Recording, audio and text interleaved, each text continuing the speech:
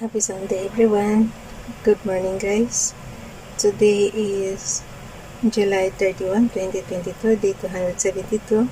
Nehemiah chapter 11 up to 13, check. And then Psalms chapter 126. Nehemiah chapter 11, and the rulers of the people, basa guys. And the rulers of the people dwelt at Jerusalem. The rest of the people also cast lots to bring one of them dwell in Jerusalem, the holy city, and 9 parts to dwell in other cities. And the people blessed all the men that willingly offered themselves to dwell at Jerusalem. Verse 3, Now these are the chief of the province that dwelt in Jerusalem, but in the cities of Judah dwelt every one in his position. And their cities to it Israel, the priest, and the Levites, and the Nethinims, and the children of Solomon's servants. And at Jerusalem dwelt 13 of the children of Judah, and of the children of Benjamin, of the children of Judah, Athiah, the son of Uzziah, the son of Zechariah, the son of Amariah, the son of Shephatiah, the son of Bahalel, of the children of Perez. And Maaseiah, the son of Baruch, the son of Kolhoze, the son of Asaiah, the son of Adaiah, the son of Joarib, the son of Zechariah, the son of Sheloni. Verse 6, All the sons of Perez that dwelt at Jerusalem were 408 valiant men, and these are the sons of Benjamin, Salor, the son of Meshullam, the son of Joed, the son of Pedaiah, the son of Koliah, the son of Maaseiah, the son of Ajiel, the son of Josiah, and after him Gabai, Salai, 928. And Joel, the son of Zikri, was their overseer, and Judah, the son of Zinoah, was second over the city. Of the priests, Jedaiah, the son of Joarib, Jachin, Seraiah, the son of Hilkiah, the son of Meshullam, the son of Zadok, the son of Merayoth, the son of Ahitub, was the ruler of the house of God. And their brethren that did the work of the house were 820 and 2, and Adaiah, the son of Jeroham, the son of Pilaliah, the son of Amzi, the son of Zechariah, the son of Pashur, the son of Malchiah, and his brethren, chief of the fathers, 240 and 2. And Amashai, the son of Azarel, the son of Ahasai, the son of Meshillemoth, the son of Immer, and their brethren mighty men of valor, and 120 and 8, and their overseer was Sabdiel, the son of one of the great men. Also of the Levites, Shemaiah, the son of Ashub, the son of Azrikam, the son of Hashabiah, the son of Uni, and Shabitai. Verse 16, guys, pakisundan ako. And Shabitai and Jozabad, of the chief of the Levites, had the oversight of the outward business of the house of God. And Mattaniah, the son of Micah, the son of Zabdi, the son of Asaph, as was the principal to begin the thanksgiving and prayer. And Bakbukiah, the son of Bakbukiah, the second among his brethren, and Abda, the son of Shammua, the son of Galal, the son of Jeduthun. All the Levites, verse 18, guys. Nehemiah chapter 11, verse 18. All the Levites in the holy city were 284. Moreover, the porters, Akub, Talmon, and their brethren, and that keep the gates were 170 and 2. And the residue of Israel, of the priests and the Levites, were in all the cities of Judah, every one in his inheritance.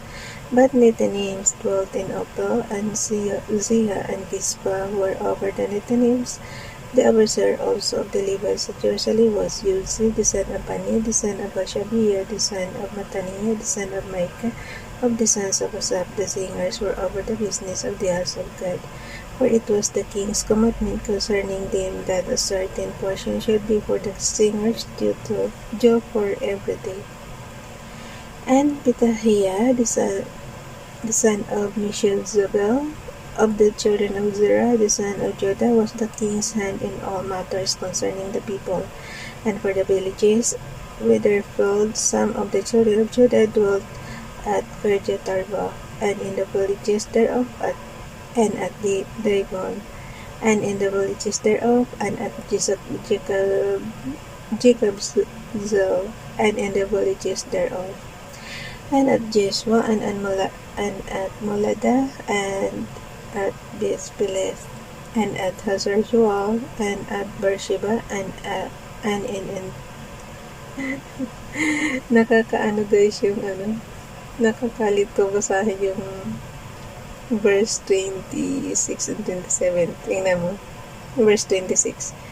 And at Jeshua, and at Molada, and at Bethpeleth, and at Hazar Joal, and at Beersheba, and in the villages thereof, and at Ziklag, and at Mekonah, and in the villages thereof, and at Rimmon, and at Zareh, and at Jarmuth, Zanoah, Adulam, and in their villages, at Lachish, and the fields thereof, at Azekah, and in the villages thereof, and they dwelt from Beersheba unto the valley of Hinnom. The children also of Benjamin from Geba dwelt at Michmash, and Aijah, and Bethel, in their villages, and at Anathoth, Nob, Ananiah, Zoramah, Gaitim, Hadid, Zebun, Nebalat, Lod, and Ono, the valley of craftsmen, and of the Levites were divisions in Judah and in Benjamin.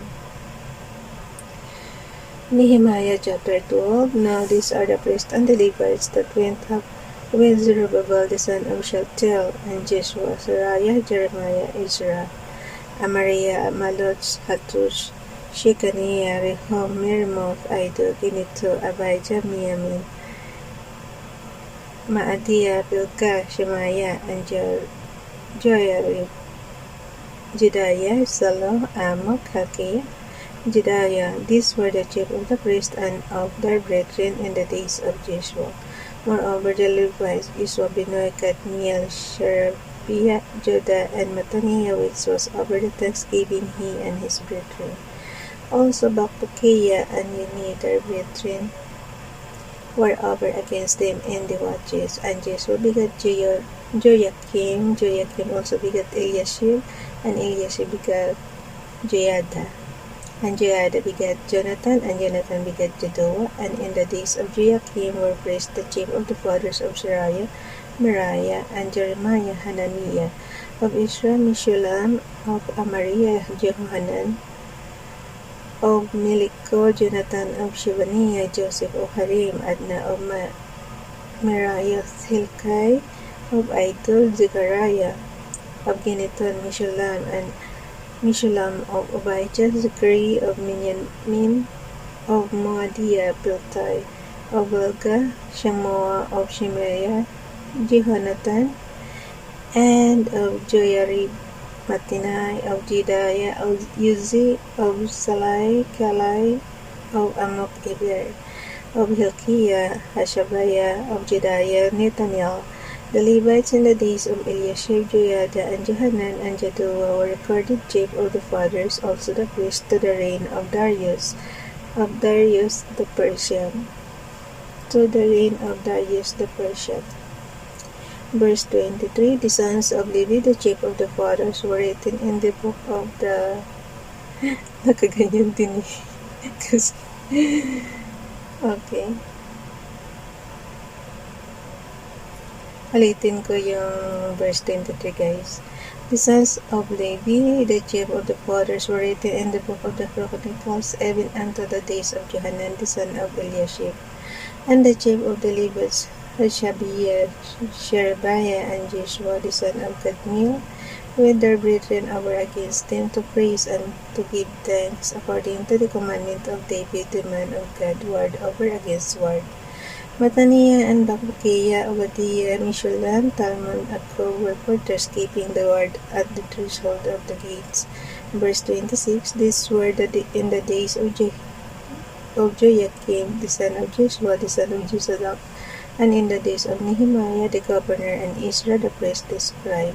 And at the dedication of the wall of Jerusalem, the Levites out of all their places, to bring them to Jerusalem to keep the dedication with gladness, both with thanksgiving and with singing, with cymbals, psalteries, and with harps. And the sons of the singers gathered themselves together both out of the plain country round about Jerusalem and from the villages of Netophathi. Also from the house of Gilgal and out of the falls of Geba and Ashmaveth, for the singers had built 10 villages round about Jerusalem, and the priests and the Levites purified themselves and purified the people and the gates and the wall. Then I brought up the prince of Judah upon the wall, and appointed 2 great companies of them, and gave thanks, whereof one went on the right hand upon the wall toward the Dome gate. And after them went Hoshea, and half of the prince of Judah, Azariah, Israel, and Meshullam, Judah and Benjamin, and Shemaiah, and Jeremiah. And certain of the priest's sons did with trumpets, namely Zechariah, the son of Jonathan, the son of Shemaiah, the son of Mattaniah, the son of Malchiah, the son of Zaccur, the son of Asaph. Verse 36, Nehemiah chapter 12, verse 36. And his brethren Shemaiah and Azariah, Melaliah, Gilalai, Maai. Ulit guys, verse 36. And his brethren Shemaiah and Azariah, Melalai, Gilalai, Mai, Nethanel, and Jodahanani, with the musical instruments of David, the man of God, and Israel described before them. And at the fountain gate which was over against them, they went up by the stairs of the city of David, at the going up of the wall above the house of David, even unto the water gate eastward. Verse 38, and the other company. Verse 38 guys, and the other company of them that gave thanks went over against them, and I after them, and the half of the people upon the wall from beyond the tower of the furnaces, even unto the broad wall, and from above the gate of Ephraim, and above the old gate, and above the fish gate, and the tower of Hananel, and the tower of May,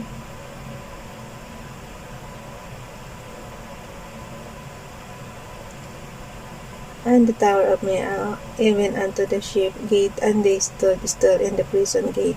So stood the 2 companies of them that gave thanks in the house of God, and I, and the half of the rollers with me, and the priest Eliakim, Maaseiah, Minyamin,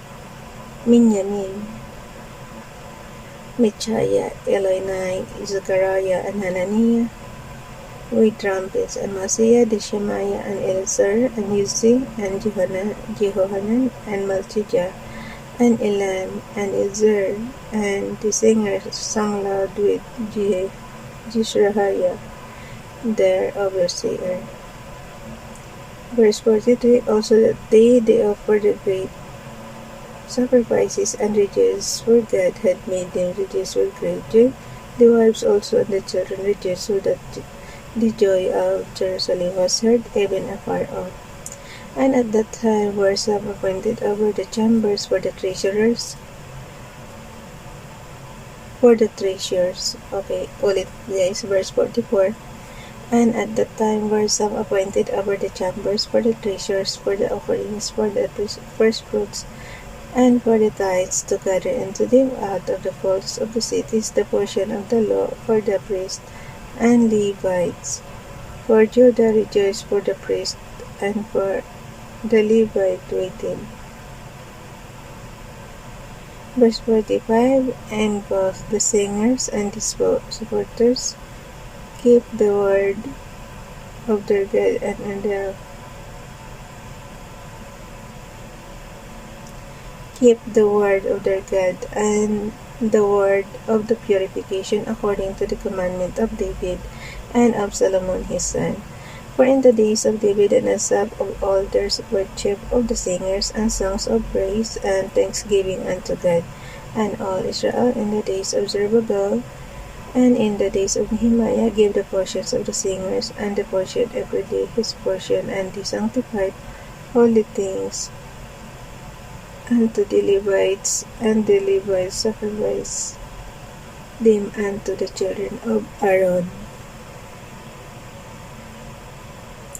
Nehemiah chapter 13.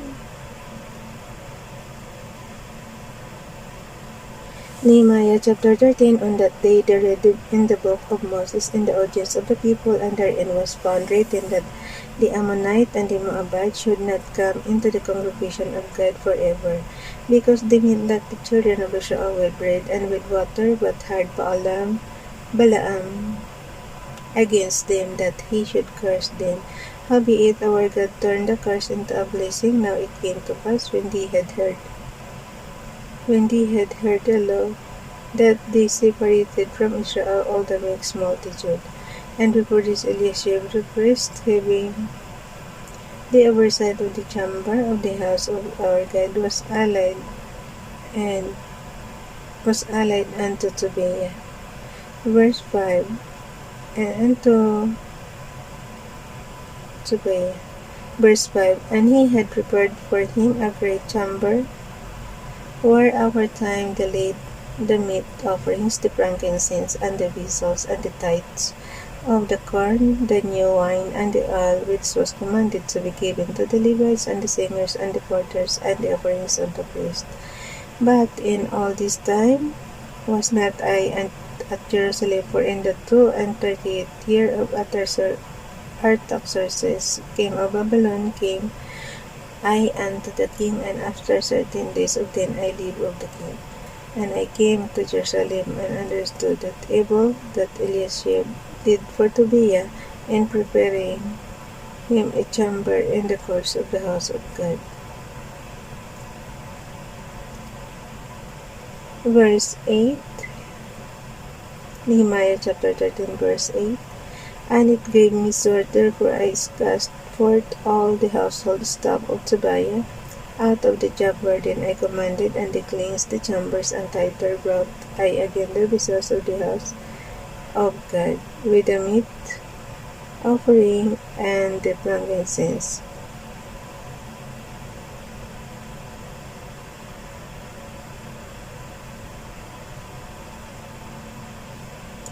Verse 10. Nehemiah chapter 13 verse 10. And I perceived that the portions of the Levites had not been given them, for the Levites and the singers that did the work were fled, every one to his field. Then contented with the rollers, and said, Why is the house of God forsaken? And I gathered them together, and set them in their place. Then brought Judah the tithe of the corn, and the new wine, and the oil unto the treasuries. Verse 13. And I made treasurers. Nehemiah chapter 13 verse 13, guys. And I made treasurers over the treasuries Shelemiah the priest, and Zadok the scribe, and of the Levites Pedaiah, and next to them was Hanan the son of Zakur, the son of Mattaniah, for they were counted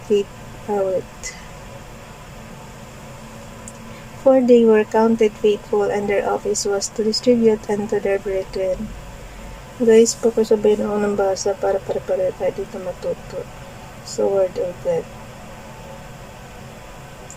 Verse 14. Remember me, O my God, concerning this, and wipe not out my good deeds that I have done for the house of my God, and for the offices thereof. In those days saw I in Judah some trading wine presses, and on the Sabbath, and bringing in sheaves, and laden asses, as also wine grapes, and figs, and all manner of burdens, in which they brought into Jerusalem, and on the Sabbath day, and testified against them, and that they were in the soul victuals. Verse 16.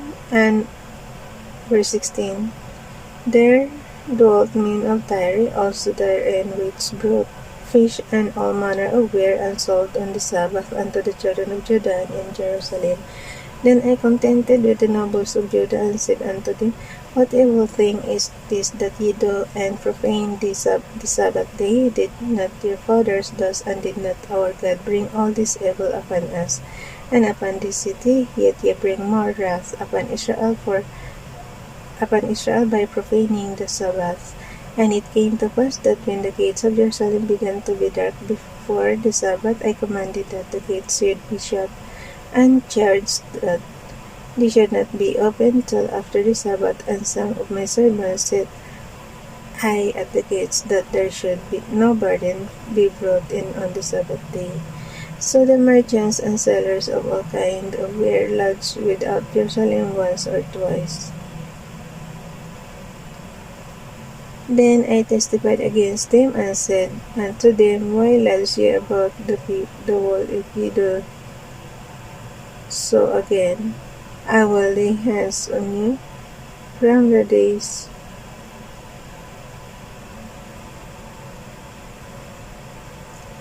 I will lay hands on you from the time forth came they no more on the Sabbath.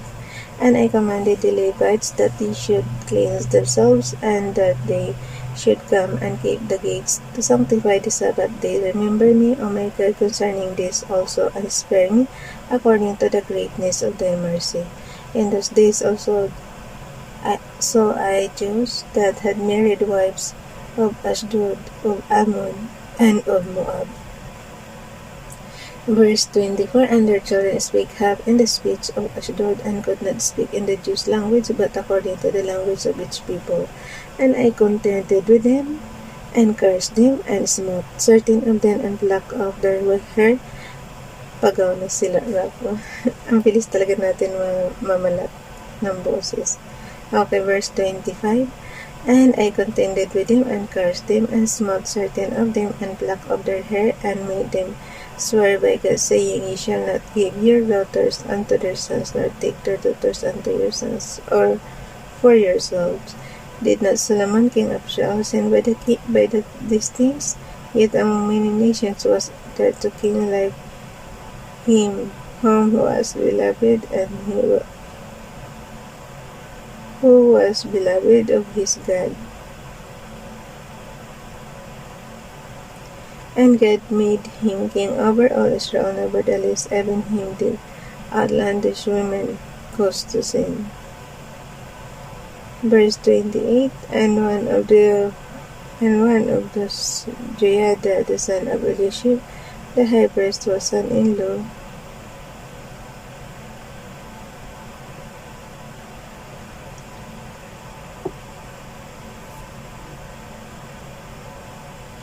ulit yung verse 28, guys. 27. Shall we then hearken unto you to do all this great evil, to transgress against our God in marrying strange wives?